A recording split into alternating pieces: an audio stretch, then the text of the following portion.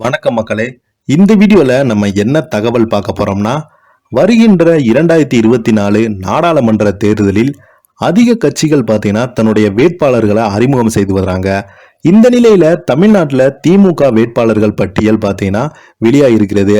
இதுல 11 புதுமுகங்களுக்கு திமுக பார்த்தீங்கன்னா வாய்ப்பு அளித்திருக்காங்க. 21 தொகுதிகளில் யார் யார் இதோ லிஸ்ட் வெளியாயிருக்கு. வாங்க என்ன தகவல்னு இந்த வீடியோல முழுமையாக பார்த்து தெரிஞ்சுக்கலாம். நம்ம சேனலை ஃபர்ஸ்ட் டைம் பார்க்குறீங்கன்னா சப்ஸ்கிரைப் பண்ணாதவங்கெல்லாம் சப்ஸ்கிரைப் பண்ணிக்கோங்க.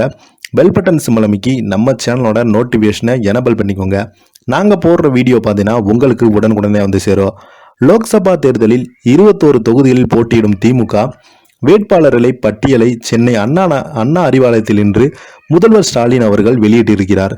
இதன்படி மத்திய சென்னையில் தயாநிதி மாறனும், ஸ்ரீபெரும்புதூரில் டிஆர் பாலு அவர்களும் போட்டியிட்டிருக்கிறார்.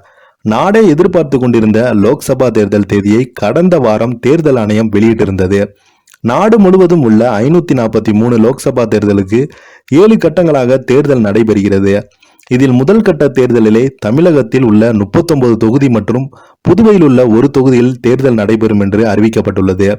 இன்று முதல் வேட்புமனு தாக்கல் தொடங்க உள்ளதாகவும், அரசியல் கட்சி வேட்பாளர்கள் பட்டியலை இறுதி செய்வது, தேர்தல் அறிக்கை வெளியிடுவது என உச்சகட்ட பரபரப்பில் உள்ளன. திமுக கூட்டணியில் தொகுதி பங்கீடு அனைத்தும் முடிந்துவிட்டது. இந்த நிலையில இன்று திமுக போட்டியிடும் 21 தொகுதிகளுக்கான வேட்பாளர் பட்டியலை வெளியிடப்பட்டுள்ளது.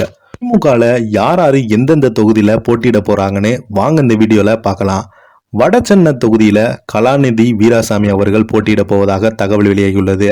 தென் சென்னையில சுமதி என்கிற தமிழிசை தங்கப்பாண்டியும், மத்திய சென்னையில் தயாநிதி மாறனும், ஸ்ரீபெரும்புதூரில் டிஆர் பாலு அவர்களும், காஞ்சிபுரம் தனி தொகுதியில் ஜி செல்வம் அவர்களும், அரக்கோணம் எஸ்.ஏ. செகத்ரட்சன் அவர்களும், வேலூரில் கதிர் ஆனந்த் அவர்களும், தருமபுரி ஆ மணி அவர்களும், திருவண்ணாமலையில் சி.என். அண்ணாதுரை அவர்களும், ஆரணியில் எம். தரணிவேந்தன் அவர்களும், கள்ளக்குறிச்சியில் மலையரசனும், சேலத்துல செல்வ கணபதி, ஈரோட்ல கே.ஏ. பிரகாஷ் அவர்கள், நீலகிரி தனி தொகுதியில ஆர் ராசா அவர்களும், கோவையில கணபதி ராஜ்குமார் அவர்களும், பொள்ளாச்சியில் ஈஸ்வர ராமசாமி அவர்களும், பெரம்பலூரில் அருண் நேர் அவர்களும், தஞ்சாவூரில் முரசொலி அவர்களும், தேனியில தங்க தமிழ்ச்செல்வன் அவர்களும், தென்காசி தனி தொகுதியில ராணி சிவகுமார் அவர்களும், தூத்துக்குடியில கனிமொழி அவர்களும் போட்டியிட போவதாக இறுதி பட்டியலை வெளியிட்டிருக்காங்க திமுக அணியை சேர்ந்தவங்க. திமுக வேட்பாளர்களுக்கு பட்டியலில் புதுமுகங்களுக்கு அதிகம் வாய்ப்பு அளிக்கப்படும் என்று எதிர்பார்க்கப்பட்டது. இதே போலவே 11 புதுமுகங்களும் வாய்ப்பு கொடுத்திருக்காங்க. சேலம் இளைஞரணி மாநாட்டில் பேசிய உதயநிதி ஸ்டாலினும் இளைஞரணியை சேர்ந்தவர்கள் அதிகம் வாய்ப்பு தர வேண்டும் என்று கோரிக்கை விடுத்திருந்தார். எனினும் உதயநிதி இந்த கோரிக்கை தொடர்பாக பத்திரிகை ஒன்றில் பேட்டியளித்த முதல்வர் ஸ்டாலின், மூத்தவர்கள், இளையவர்கள், பெண்கள் ஆகிய அனைவரும் உள்ளடக்கிய வேட்பாளர்கள் பட்டியல் இருக்கும் என்று கூறியிருந்தார். எனவே திமுக வேட்பாளர் பட்டியலில் யார் பெயர் இடம்பெற்றும் என்பது குறித்து எதிர்பார்ப்பு எகிரிருந்தது. தற்போது இதற்கெல்லாம் விடை கிடைத்திருக்கிறது. இதை பத்தி நீங்க என்ன நினைக்கிறீங்கன்னு கீழே உள்ள கமெண்ட் பாக்ஸ்ல மறக்காம பதிவிடுங்க. நன்றி.